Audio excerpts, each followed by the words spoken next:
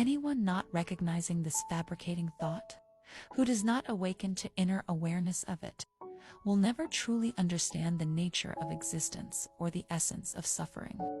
We will remain as skeptics on the path toward enlightenment.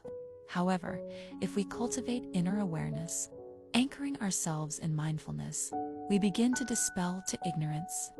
This ignorance, which leads to mental formations, dissolves as we awaken to their presence. When we become aware of our thoughts and fabrications, the mind no longer flows with them. It simply observes them, much like watching a movie without becoming a character within it. This is the principle of mindfulness. Those who are awake within will perceive the nature of creations, their impermanence. For instance, as we hear my voice right now, let us focus on this sound. By acknowledging it, we recognize that it is simply an external stimulus impacting the mind. Our minds interpret this sound as words, but upon deeper observation, we realize it is not us who know. The mind knows on its own. The mind is an element of awareness. Some may struggle to understand this concept, mistaking their awareness for themselves. Consider the idea of detaching the mind from the body. Without the mind, the ears cannot hear, and the body becomes lifeless, merely awaiting decay. This illustrates that the body is not us. It is simply a physical entity of this world, animated by the mind, which embodies life.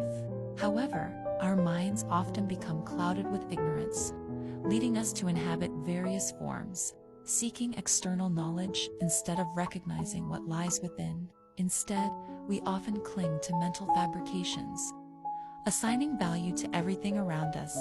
This attachment results in a constant cycle of existence, experiencing both joy and suffering.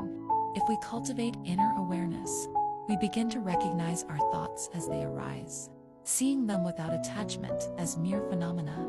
When we observe our emotions and thoughts without becoming entangled in them, we cultivate an understanding of their nature. They are impermanent, ownerless, and simply remain as they are. Upon realizing this, the mind loosens its grip on delusion. As we practice this recognition consistently, we start to see thoughts more clearly and become accustomed to our internal awareness.